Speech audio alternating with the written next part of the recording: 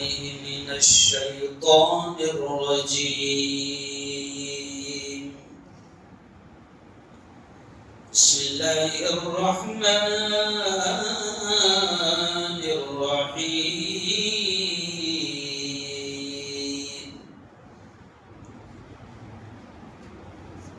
تبارك الذي بيده الملك. تبارك الذي بيده الملك وهو على كل شيء قدير. وقال تعالى: الله لا إله إلا هو الحي القيوم لا تأخذه سنة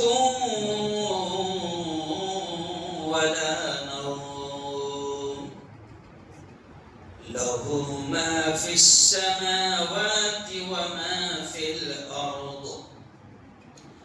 وقال رسول الله صلى الله عليه وسلم: كلكم راع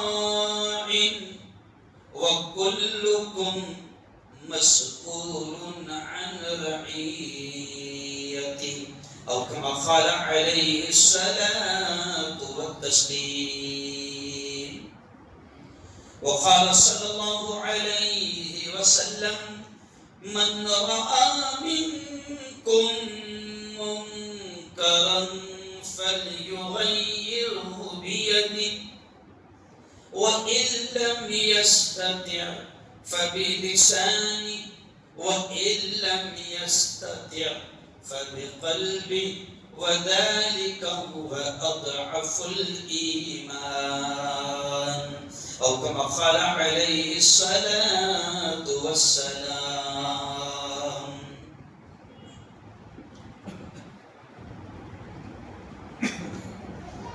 دل بدل سکتے ہیں، دل بدل سکتے ہیں، جذبات بدل سکتے ہیں،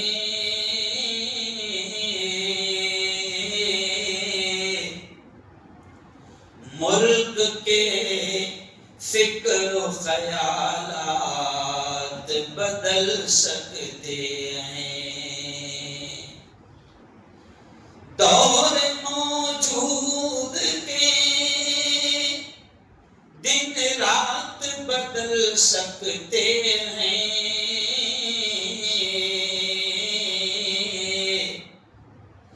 دور موجود کے دن رات بدل سکتے ہیں،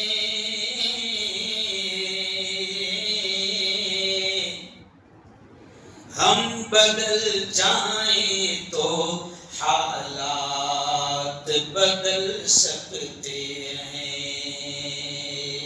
ہم بدل جائیں تو حالات بدل سکتے ہیں۔ بہت ہی قابل احترام علماء کرام، نوجوان دوستوں، اور انشاءاللہ مستقبل میں جو امام بنیں گے، جو رہبر بنیں گے، جو لیڈر اور قائد کا رول ادا کریں گے، انشاءاللہ ایسے میرے پیارے بچوں، آپ جانتے ہیں کہ میں جمعہ عام طور سے یہاں دے نہیں پاتا ہوں، لیکن آپ کے اساتذہ اور آپ کے ذمہ دار مجھ سے لگاتار 2 ہفتے سے کہہ رہے تھے کہ ہمارے بچوں کے لیے بھی باقاعدہ اور مدرسے کے لیے بھی آپ وقت دیجئے۔ پیارے بچوں کے لیے جمعہ کا وقت ہوتا ہے نا، 20-25 منٹ کا بڑا شارٹ پیریڈ ہوتا ہے بات رکھنے کے لیے. مجھ سے بڑوں نے کہا کہ تھوڑا سا ملک کے حالات پر بھی بول دینا. اور میرے سامنے مدرسے کے بچے ہیں تو پہلے میں بات یہاں سے شروع کر رہا ہوں, ہے نا. پھر بڑوں سے میں آخر میں خطاب کروں گا. جو بیسی لوگ ہیں وہ اخیر میں آتے ہیں, جو نکم میں ہیں وہ ارے بولو پہلے آتے ہیں. ہم لوگ نکم میں ہیں نا.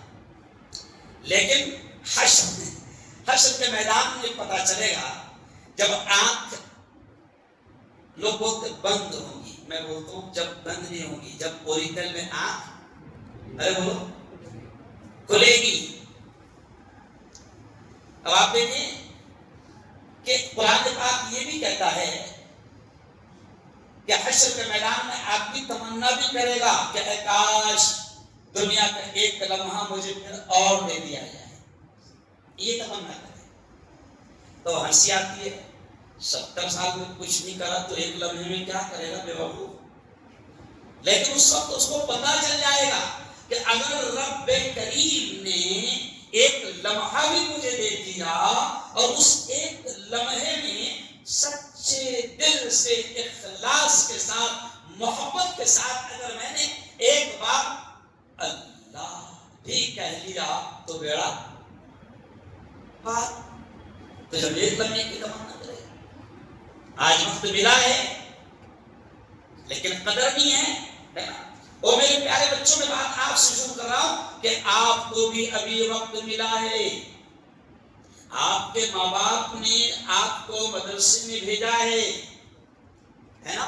آپ قرآن پڑھنے کے لیے, آپ کو دین کا علم سیکھنے کے لیے آج جمعہ ہے تو بڑی تعداد گھر پر چلے جاتی چھٹی میں. لیکن جتنے بچے یہاں پر ہے, میں اکثر آپ کے پروگرام میں آتا ہوں, جب آپ کے بڑے بڑے پروگرام میں ہوتے ہیں تو میں آتا ہوں نا, جب بھی میں سمجھاتا ہوں. لیکن آج پھر آپ کو پیارے بچے سمجھا رہا ہوں کہ آپ کو آگے چل کر امت کا رہبر بننا ہے, امت کا قائد بننا ہے. اور پیارے بچوں, یہ امت اپنے عالم کو, اپنے امام کو, اپنے مفتی کو اتنا مانتی ہے کہ میں بڑے بڑے جو سیاسی پروگرام ہوئے ہیں اور وقت کے پروگرام ہوئے ہیں, میں نے اس میں بھی یہ کہا ہوں, اور حکومت کو بھی میں نے ناگپور میں RSS کے گڑھ میں نے یہ کہا, اور پریس کانفرنس میں سرکار کو میں نے یہ کہا کہ اے سرکار سن لے, وقت کے وزیر اعظم کو اور وقت کے PM کو امت اتنا نہیں مانتی جتنا مسلمان اپنے امام کو مانتے. کیوں بھائی؟ اگر وزیر اعظم نے لال قلعے پر چڑھ کر اگر 29ویں روزے کو وزیر اعظم نے یہ کہا کہ مسلمانوں عید کر لو, چاند دکھ گیا, ہے نا. اگر وزیر اعظم نے یہ کہا, PM نے یہ کہا کہ مسلمانوں 29ویں روزے کو کہا کہ چاند دکھ گیا, عید کر لو, مانے گا کوئی؟ ارے بولو نا. ارے وزیر اعظم ہے نا, وہ اتنا بڑا آدمی آپ کو بول رہا ہے, پھر بھی نہیں آپ مان رہے ہیں. کیوں؟ کیونکہ آپ کو بھی یقین ہے کہ اس سے بڑا جھوٹا آج تک دنیا میں کوئی پیدا. ارے بولو, وزیر اعظم کی بات نہیں مانی جائے گی. لیکن ہمارے مسجد کے 15 سال کے امام صاحب نے, حافظ جی نے اگر کہہ دیا مسلمانوں چاند دکھ گیا, بولو مانے کی نہیں مانی؟ یہ مثال پیارے بچوں آپ سے بات شروع کر رہا ہوں, اس سے پہلے آپ کو دیکھا کہ آپ جب بڑے بنیں گے نا پیارے بچوں, آپ جب عالم بنیں گے, مفتی بنیں گے, امام بنیں گے, رہبر بنیں گے, کسی علاقے کے آپ ذمہ دار بنیں گے, وہ پیارے بچوں اپنے آپ کو کمتر مت سمجھنا. جس علم کو سیکھنے کے لیے آپ آئے ہیں یہاں پر وہ قرآن کا علم ہے جو سب سے اوپر ہے. کون سا علم ہے؟ قرآن کا علم. گزشتہ ایک جگہ کالج میں میرا پروگرام تھا, سب بڑے بڑے لوگ بیٹھے تھے, پروفیسر سبھی لوگ تھے, تو میں نے ان کی تعریف کیا. بہت اچھی بات ہے کہ آپ انجینئر بن رہے ہیں, آپ ڈاکٹر بن رہے ہیں, آپ پروفیسر بن رہے ہیں, آپ سائنسداں بن رہے ہیں, بہت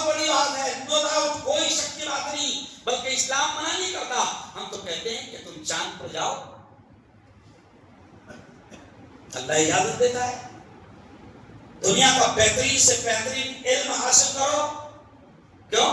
آسمانوں پر پہنچو, سفر کرو, دنیا کا بھی بہترین علم حاصل کرو. دیکھو آپ, ہماری ایک بہن ہے صوفیہ قریشی, دنیا کا بہترین علم اس نے حاصل کی, راکٹ اڑا رہی ہے اور بڑے بڑے فائٹر جیٹ پلین اڑا رہی ہے. تو آپ نے دیکھا ہوگا کہ جب پڑوسی ملک سے ہماری دشمنی ہوئی اور ہمارا ہندوستان جب جنگ کے لیے تیار ہوا, تو اس وقت ملک میں کچھ بھگوا آتنکی ایسے تھے جو پہلگام حملے کو لے کر مسلمانوں کو ٹارگٹ کر رہے تھے, مسلمانوں کو نشانہ بنا رہے تھے. لیکن ایک ہی مسلمان بیٹی صوفیہ قریشی نے فائٹر جیٹ پلین اڑایا اور پڑوسی ملک میں گھس کر حملہ کیا.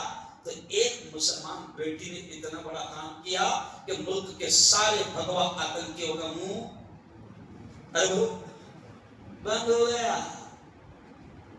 کیونکہ فائٹر جیٹ پلین اڑانے والی قوم, ارے بولو, مسلمان منع نہیں کرتے. بہترین دنیا کا علم حاصل کرو.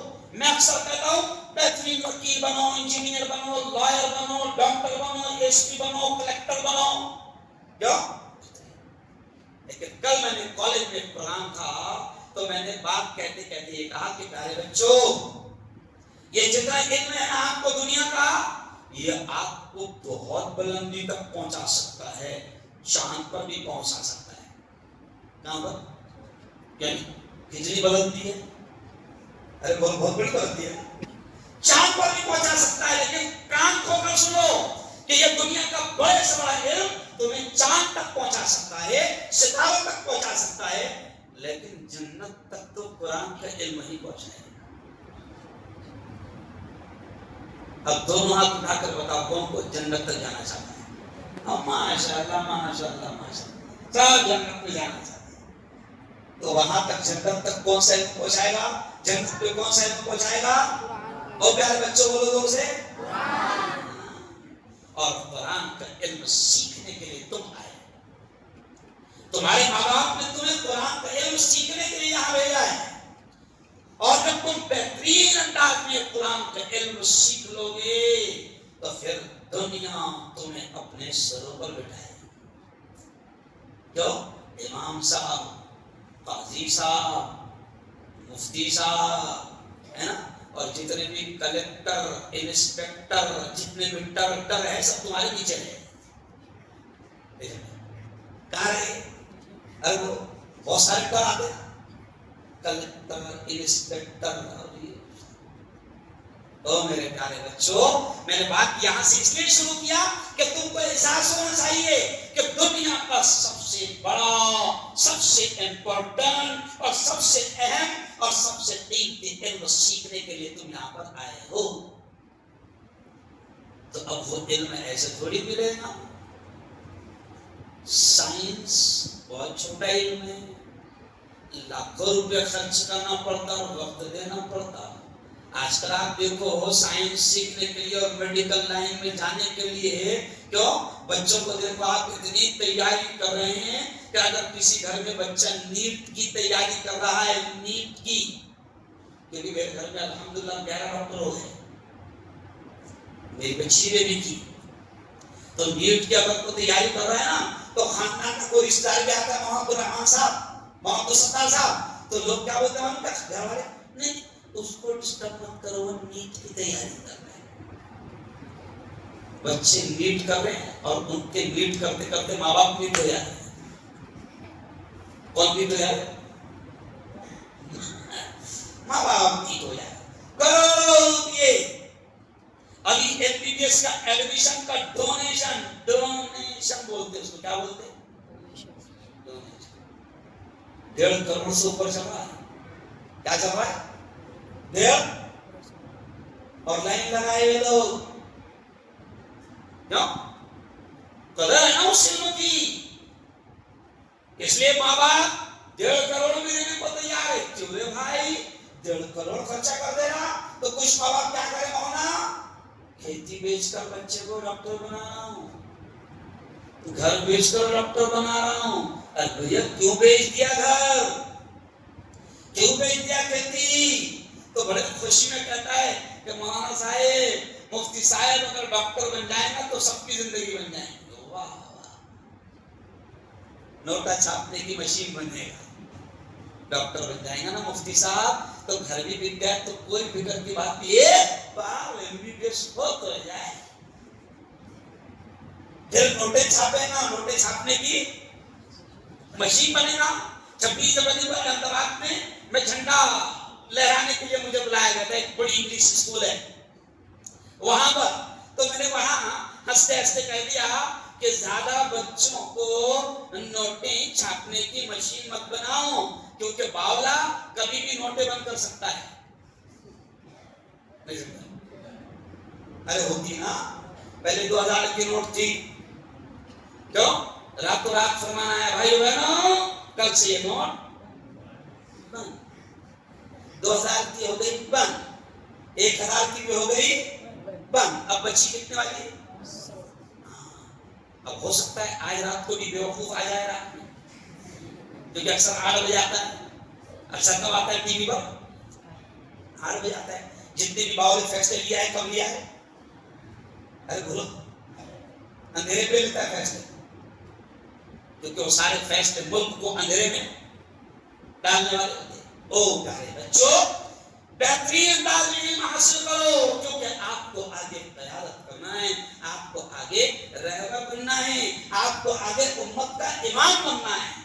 یہ 2-3 اہم باتیں آپ کے لیے بول دیا، کیوں؟ لیکن چلو آؤ، اب BC لوگ جو ہے وہ آ چکے ہیں، اب ان تک اہم پیغام پہنچانا ہے، ان تک اہم پیغام پہنچانا ہے۔ ایک حدیث میں نے آپ کے سامنے پڑھا، وہ کون سی حدیث؟ پیارے نبی نے فرمایا کلکم راع وکلکم مسئول عن رعیتہ، پیارے نبی نے فرمایا تم میں سے ہر شخص ذمہ دار ہے، تم میں سے ہر شخص ذمہ دار ہے، اور پیارے نبی نے فرمایا کلکم مسئول عن رعیتہ، تم میں سے ہر شخص ذمہ دار ہے اور ہر ایک سے اس کی ذمہ داری کے بارے میں پوچھا جائے گا۔ صرف مفتی ذمہ دار نہیں، صرف امام ذمہ دار نہیں، صرف عالم ذمہ دار نہیں، صرف قوم کا نیتا ذمہ دار نہیں، اور میرے یارو وہ جو چائے بیچنے والا ہے وہ بھی ذمہ دار ہے، وہ جو گاڑی لگاتا ہے اور سبزی بیچتا ہے وہ بھی ذمہ دار ہے، وہ جو فروٹ بیچتا ہے وہ بھی ذمہ دار ہے، اور وہ جو آٹو رکشہ چلاتا ہے وہ بھی ذمہ دار ہے۔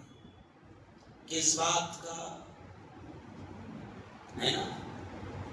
تو پہلے ایک چیز کہہ دوں، پہلے ایک چیز کہہ دوں، پھر اہم اور ایک ذمہ داری بعد میں بتاؤں گا۔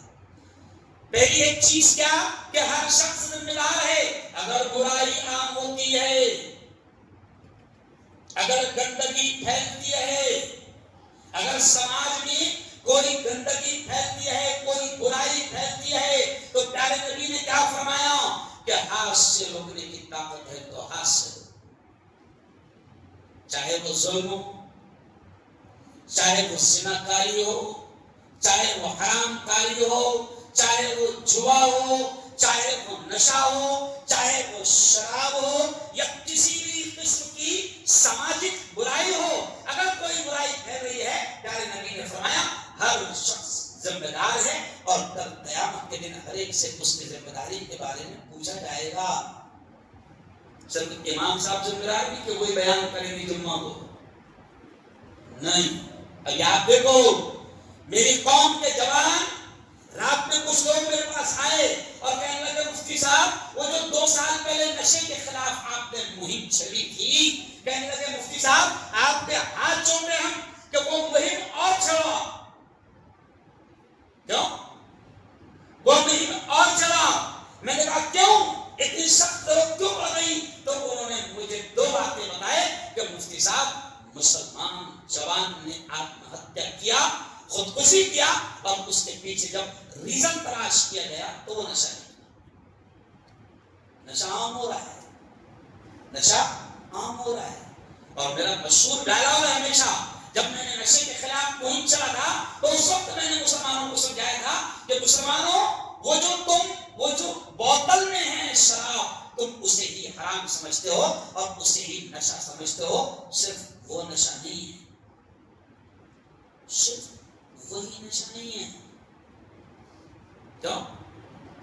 صرف وہ جو بوتل میں ہے وہی نشہ نہیں ہے.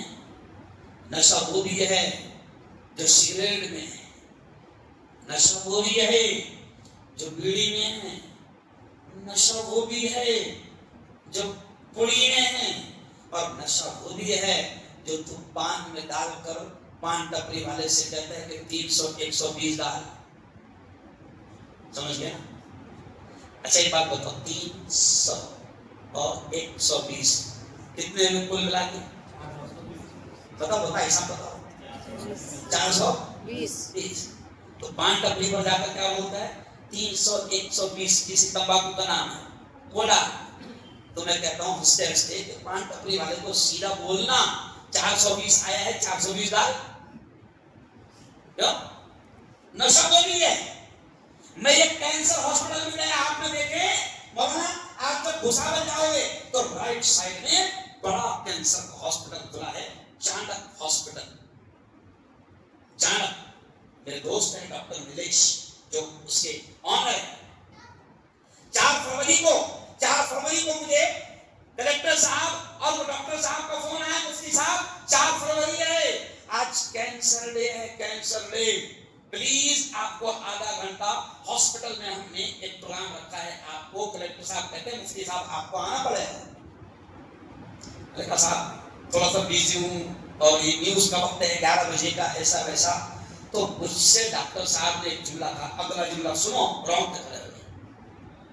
ڈاکٹر مفتی صاحب ہم نے 350 کینسر کے مریضوں کو یہاں پر جمع کیا ہے. کتنے؟ 350. اور پھر وہ کہنے لگا ڈاکٹر صاحب، ڈاکٹر مفتی صاحب تم کو اس لیے ہم بلا رہے ہیں کہ 350 کینسر کے مریضوں میں کسی کے گال کٹے ہیں، کسی کے ہونٹ کٹے ہیں، کسی کا جبڑا کٹا ہے. رات کو ہم لوگ کریم سر ہم لوگ یاول گئے تو یاول میں ایک جوان ملا ہم کو چوپڑے کا، اس کا نام ہے راج محمد، پورا یہاں سے کٹا ہوا اور بڑا ڈراؤنا چہرہ ہوا. تو میں نے کہا یار راج محمد یہ چہرہ چھپاتے کیوں نہیں یار، بہت عجیب لگ رہا ہے. تو راج محمد نے کھل کر کہا کہ مفتی صاحب جہاں بھی نشے کا ذکر کرو گے میرا نام لے کر بیان کرو.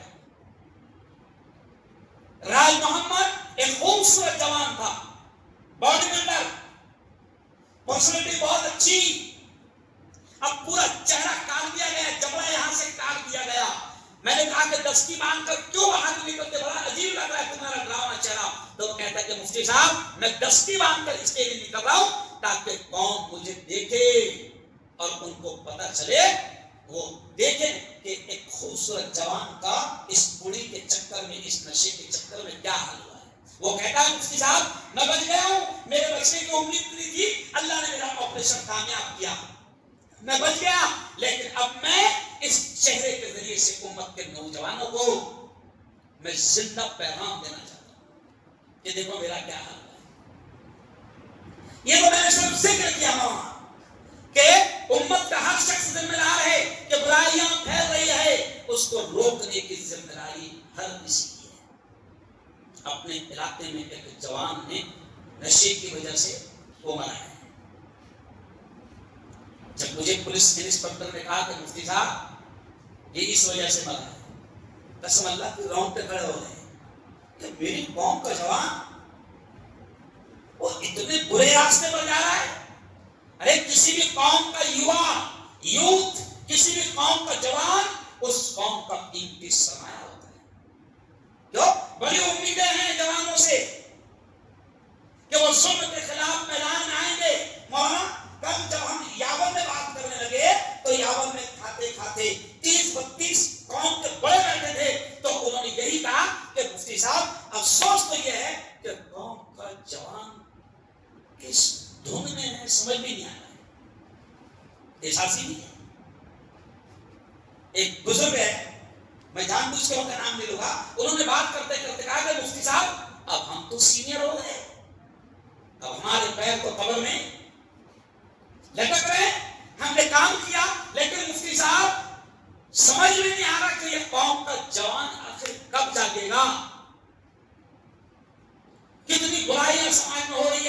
یہ جوان کب سنبھلے گا؟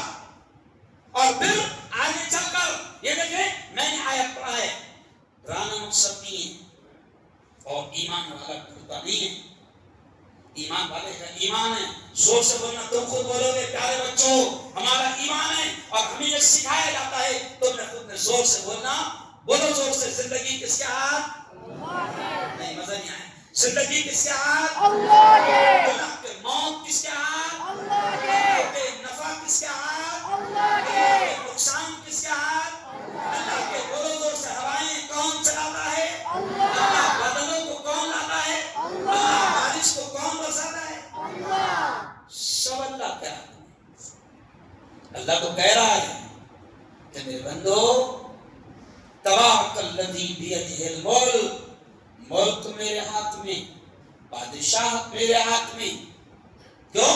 ظلم ہو رہا ہے، میں دیکھ رہا ہوں، آیت الکرسی کی آیت میں اکثر پڑھتا ہوں، وہ آیت الکرسی کی آیت بڑا حوصلہ بھی دیتی ہے اور ہمت بھی دیتی ہے۔ اللہ کہتا ہے، کیا کہتا ہے اللہ؟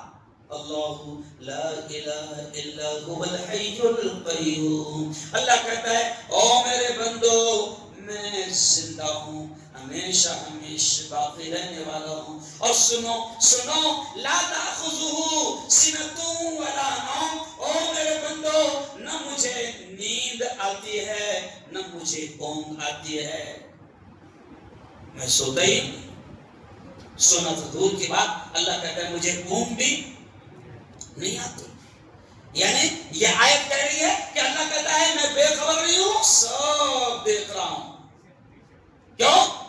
شام میں کیا ہو رہا ہے دیکھ رہا ہوں، عراق میں لبنان میں کیا ہو رہا ہے دیکھ رہا ہوں، فلسطین اور غزہ میں کس طریقے سے دنیا کے سب سے بڑے آتنکوادی اسرائیلی اور یہودی آتنکواد کا ننگا ناچ کھیل رہے ہیں، اور میرے بندو میں سب دیکھ رہا ہوں، اور جب گھسیٹنے پر آتا ہے، رسی کھینچنے پر آتا ہے تو پھر برابر کھینچتا ہے، وہ بے خبر نہیں ہے، بلکہ ایک آیت تو قرآن کی ہے کہ اللہ یہ کہتا ہے کہ وَلَا تَحْسَبَنَّ اللَّهَ غَافِلًا عَمَّا يَعْمَلُ الظَّالِمُونَ، اللہ یہ کہتا ہے کہ او میرے بندو، اللہ کو، اللہ کہتا ہے او میرے بندو مجھے غافل مت سمجھو، مجھے ظالم کر رہے ہیں، کیوں؟ نیتنیاہو کیا کر رہا ہے مجھے سب خبر ہے، کیوں؟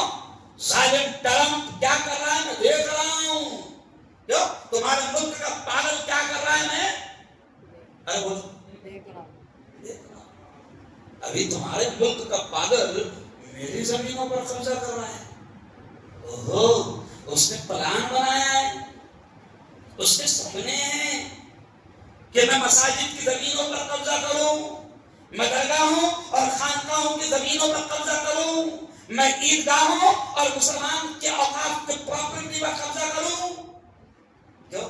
کیا اللہ نہیں دیکھ رہا ہے؟ اللہ دیکھ رہا ہے، کیوں؟ اور اللہ نے بڑے بڑے ظالموں کو ختم کر دیا، ابھی عیدگاہ میدان کے پروگرام میں نے کیا بولا، سب کتنا مست بول رہے تھے، ذرا تم نے بھی بول دینا، اتنا ہی بول دینا، صرف گیا، کیا بولنا زور سے، ارے بولو کیا بولنا، گیا، چلو بولو، نمرود آیا گیا، گیا، شداد آیا گیا، گیا، قارون آیا گیا، گیا، حامان آیا گیا، گیا، فرعون آیا گیا، یہ بھی آیا، ارے بولو زور سے، گیا، انشاءاللہ، بولو انشاءاللہ جائے گا، لیکن آپ کو میں نے بیان کرا، حکومت کے نمائندے موجود تھے تو میں نے کہا میں تو شکر چنتک ہوں تمہارا، تم کو سمجھا رہا ہوں کہ زیادہ باولے چالے ارے بولو مت کرو، کیونکہ جب پکڑ آئے گی نا تو اس پکڑ سے نمرود نہیں چھوٹا، شداد نہیں چھوٹا، قارون نہیں چھوٹا، حامان نہیں چھوٹا، فرعون نہیں چھوٹا، اور میں نے کہا میرا ڈائلاگ مشہور تھا کہ سنو سنو سنو، فرعون بہت بڑا بادشاہ تھا، وہ پلیٹ فارم پر چائے نہیں بیچتا تھا، نہیں سمجھا، ارے بولو اب تم تو چائے والے ہیں، تو فرعون گیا تو بیٹا تو کون سی کھیتی ہوئی ہے، لیکن اب او مسلمانوں اب میں تم کو نصیحت کر رہا ہوں، ایک بہت پیارا جملہ اللہ نے ذہن میں ڈال دیا، یہ اوقاف کی زمینوں کا مالک زور سے بولنا کون ہے؟ اللہ، اللہ، زمین کی حفاظت کرے. اے بولو. لیکن اللہ یہ پوچھے گا کہ ایسا ایسا ہو رہا تھا, ایسا ایسا ناجائز کام ہو رہا تھا, تو نے کیا کرا؟ کیوں؟ کیونکہ ہم کو یہ سفر کرتے کرتے کئی باولے بھی ملے راستے میں. مفتی صاحب کسی زمین ہے وہ اللہ نپے مانا اللہ ہم اللہ تو کہلے بیچ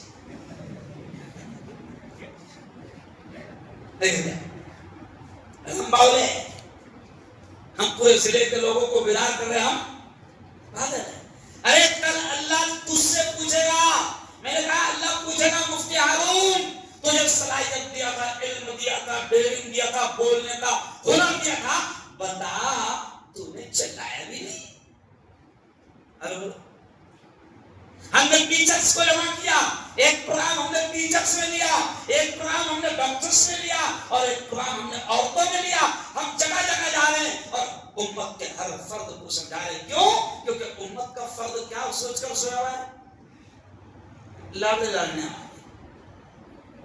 ہے نا, جو فیصلہ ہم سب کا ایک ساتھ ہوگا نہیں, جو فیصلہ ہوگا یقیناً ہوگا, یقیناً ہوگا.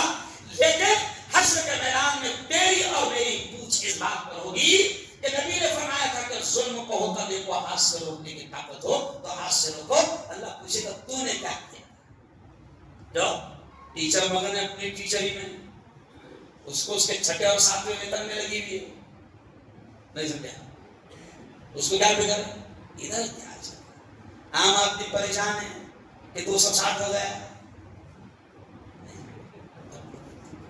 کتنا ہوگا 240 کی 220. ارے بولو 200 اسلام کتنا 200.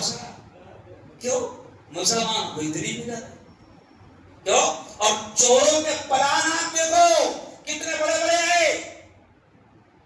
یہ جو قانون لائے گئے نا 44 امینڈمنٹ ہے. ہم علماء سے بھی کہہ رہے ہیں کہ پڑھو, اللہ کے واسطے پڑھو. 44 قسم کی تبدیلیاں ہیں جو اتنی خطرناک تبدیلیاں ہیں کہ اگر وہ قانون اگر نافذ ہو کر مارکیٹ میں آ جاتا ہے, قسم اللہ کی آنے والی ہماری نسلیں ہم کو معاف نہیں کریں. صرف ایک چیز کہ قانون میں اس طریقے سے تبدیلیاں لائی گئی کہ ایک پوائنٹ وقت بائی یوزر. کاغذات نہیں ہے تمہارے پاس, 200 سال کے کاغذات کہاں سے لائیں گے؟ پہلے ہمارے بڑے بڑے بادشاہوں کا کیا حال تھا, آ گئے یہ اتنا تم جا ہو گئے, یہ اتنا مسجد کو اتنا قبرستان کو کہاں سے لائیں گے کاغذات؟ اب نہیں ہے, سرکار قبضے میں لے لے. اور پھر ایک اور قانون سے سب بول نہیں سکتا, ایک اور قانون کہ بھائی 12 سال سے جس کا قبضہ ہے, 18 سال سے جس کا قبضہ ہے, اب وہ چیز اس کی ہو جائے. یہ قانون میں پوائنٹ کیوں لائے؟ کیونکہ ان کا باپ, ان کا فائنینسر امبانی ایک بڑی بلڈنگ یتیم خانے کی تھی, وقف اینٹیلیا, اس پر محل بنا کر بیٹھا ہوا ہے. تو قانون یہ پاس ہو جائے نا, ہے نا, تو بیٹا کہے گا بابا ٹینشن مت لے, ہو گیا. کیوں؟ اور پھر کتنی زمینیں یہ قبضہ کرنا چاہتے ہیں. ابھی آپ دیکھیں آج کے آخر کو اتوار کو آخری بار ہمارا پروگرام تھا ممبئی کے حج ہاؤس میں. حج ہاؤس کے چیئرمین سے ہماری تقریباً 20 منٹ بات ہوئی. ابھی حج کو جاتا نا اپنے گھر کا کوئی بھی, تو ایک حاجی جاتا چھوڑنے کتنے جاتے؟ ارے بولو نا, 10. تو جو حج ہاؤس میں ٹھہرتے نا 1000 روپے میں 10 شاندار حج ہاؤس میں, تو وہ کس کا ہے؟ اپنے بابا کا ہے. اپنے بابا نے چھوڑے گئے کہ بھائی اربوں روپے کی ملکیت ہے. کتنے کی؟ اربوں, کروڑوں کی نہیں. بمبئی کی اس کی زمین پر اب یہ ایسی اربوں خربوں کی زمینیں ہمارے باپ دادا نے ہمارے وکاس کے لیے چھوڑی تھی. اب ان چوروں کی نظر ان پر پڑی ہے, تو امت کے ہر فرد کی ذمہ داری ہو جاتی ہے کہ کہ وہ اپنے اعتبار سے لڑے. کیوں؟ اور اللہ کا شکر ہے کہ آپ لوگوں نے ہماری دعوت کو قبول کیا. ہم نے کہا تھا کہ بارش کا موسم ہے, چھتری بھی لانا تاکہ بارش آئے گی تو پیغام جائے گا حکومت کو. سی آئی ڈی ویڈیو بنائیں گی اور بتائے گی کہ جلگاؤں کا مسلمان بارش بھی آ رہی تھی تو اللہ کی زمین کی فکر کے لیے باقاعدہ وہ دھرنا دیتے ہوئے بیٹھا تھا.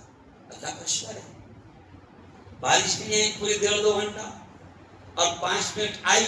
آخر میں اللہ نے وہ بھی دیکھ لیا بھاگ رہے کہ نہیں بھاگ رہے, وہ بھی امتحان. الحمدللہ جیسی بارش ہوئی تو اور لوگ قریب آ گئے. بس عام آدمی کی یہی کوشش ہونی چاہیے کہ جب بھی ہمارے علماء ہم کو آواز دیں ہم کو میدان میں آنا ہوگا, کیونکہ آگے ہو سکتا ہے کہ بڑے بڑے قدم بھی اٹھانا پڑے. تو دونوں ہاتھ اٹھا کر بتاؤ کہ آل انڈیا مسلم پرسنل بورڈ ہمارے علماء, پیارے نبی نے فرمایا علماء انبیاء کے وارث ہے. دونوں ہاتھ اٹھا کر بتاؤ کہ جب بھی ہمارے علماء ہمیں آواز دیں گے ہم آئیں گے میدان میں انشاءاللہ. دو ماشاءاللہ بہت بڑا مجمع ہے الحمدللہ. باہر کا شاید یہ طے کرو لڑائی کرنا ہے, پتھرے نہیں دینا ہے, لاٹھیں نہیں چلانا ہے, ناجائز طریقے سے روڈ پر نہیں آنا ہے. لیکن ہمارے اکابرین ہمارے بڑے ہم کو اشارہ کر رہے ہیں کہ یہ جائز طریقہ ہے اور ان طریقوں سے لڑائی لڑی جا سکتی ہے. بس وہ لڑنا ہے. خیر بس آخری پیغام یہ بھی, اب یہ محرم کا مہینہ اس میں آخری جملہ کہہ کر بات ختم. پہلی تاریخ کو پہلی محرم کو میرا برہان پور میں بیان تھا. 10 دن پروگرام ہوتے ہیں, وہاں پر ہندوستان کے بڑے بڑے علماء کو بلایا جاتا ہے. پہلے وہاں پر بہت بڑے بڑے تعزیے نکلتے تھے. معلوم ہے برہان پور میں, برہان پور کے تعزیے دیکھنے کے لیے لوگ ہندوستان بھر سے پہنچتے تھے. برہان پور کے تعزیے مشہور تھے. لیکن اللہ کا شکر 15 سال کی علماء کی محنتیں ایسی رہی کہ اس بار میں گیا تو ماشاء اللہ ساری چیزیں ختم. پہلے بیان پہلا تھا, میں نے خوشیوں کا اظہار کیا. وہ علماء مولانا جنہوں نے یہ سلسلہ شروع کیے تھے ان علماء کو میں نے مبارکباد دیا. لیکن بس آخری جملہ یہ سنو کہ یہ محرم کا مہینہ بھی مسلمانوں ایک بڑا پیغام دیتا ہے. دیکھو ذرا مسلمانوں, تمہارے سال کے آخر مہینے پر غور کرو, وہ ہے ذی الحجہ, اور سال کا شروع مہینہ تمہارا محرم ہے. اب دونوں پر غور کرو تو تم کو پتہ چلے گا کہ ذی الحجہ میں بھی قربانی ہے اور محرم میں بھی قربانی ہے. یعنی یہ دونوں سال کا آغاز اور سال کا اختتام مسلمانوں کو پیغام دیتا ہے کہ قربانی کے بغیر مسئلے حل نہیں ہو گئے. اور حسین کا یہی سندیش تھا, کیونکہ وہ واقعہ سنانا نہیں ہے, صرف ایک جملے میں بات ختم کہ حسین کی پوری کوششیں اور پوری جدوجہد اور پوری لڑائی کا خلاصہ آپ دیکھیں گے تو ایک ہی لائن میں پتہ چل جائے گا کہ حسین کی شہادت کا پیغام یہی تھا کہ شہید ہو جانا, گھر کے معصوم بچوں کو پورے خاندان کو بھی شہید ہوتے ہوئے دیکھتے پسند کر لینا, مگر ظالم کا سمرتھن, ارے بولو غلط کا سمرتھن, یہی پیغام تھا.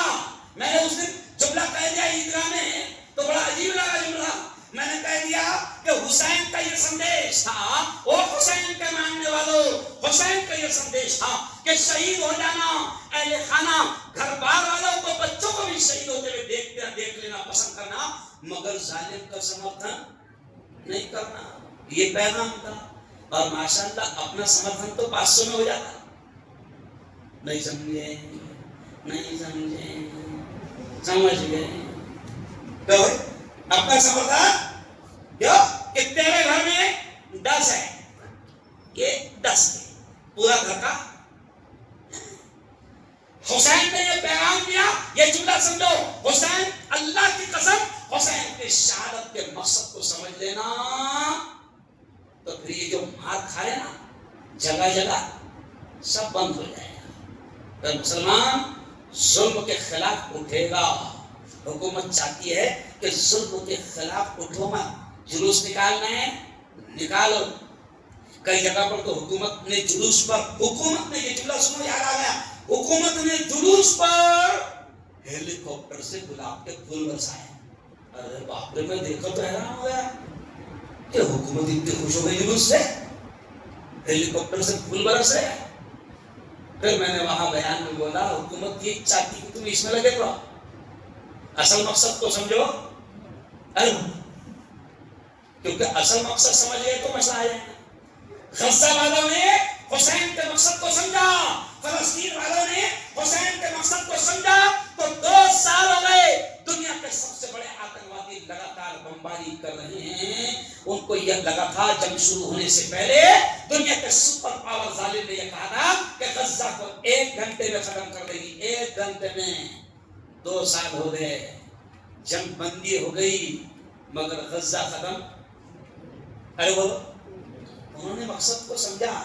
تب ان کے نزدیک وہ شہادت سے پیچھے ہٹتے نہیں. اور جس قوم نے شہادت کو سمجھ لیا پھر اس قوم کو کوئی ڈرا ارے وہ نہیں سکتا. اللہ سے دعا کرتا ہوں کہ اللہ تعالیٰ ہم سب کو صحیح سمجھ نصیب فرمائے. اور ایک بات کو ہاتھ اٹھا کر بتاؤ, کون کون حسین سے محبت کرتا ہے؟ واہ, سب حسین ہی ہیں نا بھائی. تو حسین کا آخری پیغام سن لو. حسین نے جنگ کے میدان میں بھی سجدہ نہیں چھوڑا تھا. حسین نے جنگ کے میدان میں بھی نماز ارے بولو نہیں چھوڑا تھا. تیر چل رہی ہے اور حسین سجدہ ادا کر رہے ہیں. نماز قضا بھی ہونے نہیں دے رہے. کیوں؟ عام آدمی کیا سوچتا ہے, او بھائی پہلے تیرا آدھی بعد میں دیکھی. تیریں چل رہی ہے اور حسین نماز قضا بھی نہیں ہونے دے رہے. اگر حسین سے محبت ہے تو طے کرو, کچھ بھی ہو جائے نماز نہیں چھوڑ. ارے بولو نماز نہیں چھوڑ. اسی بیڈ روم میں سو رہا رات بھر پھر بھی نماز چھوڑ رہا, کوئی ٹینشن نہیں ہے پھر بھی ارے بولو نماز چھوڑ رہا. اللہ کہہ رہا ہے یا رسول آجا میرے بندے, تیری کامیابی اسی میں آجا. نماز کو اٹھ جا, نیند سے رہ کر نماز ہے, مسجد کے بازو میں گھر ہے, پھر بھی اللہ کے گھر میں آنے کو تیار نہیں. اور تمنا کر رہا سب ایک دم بیسٹ ہو جائے, کیسے کیا ہوگا. ارے بولو اللہ تعالیٰ ہم سب کو صحیح سمجھ نصیب فرمائیں. آمین. وآخر دعوانا ان الحمد للہ رب العالمین.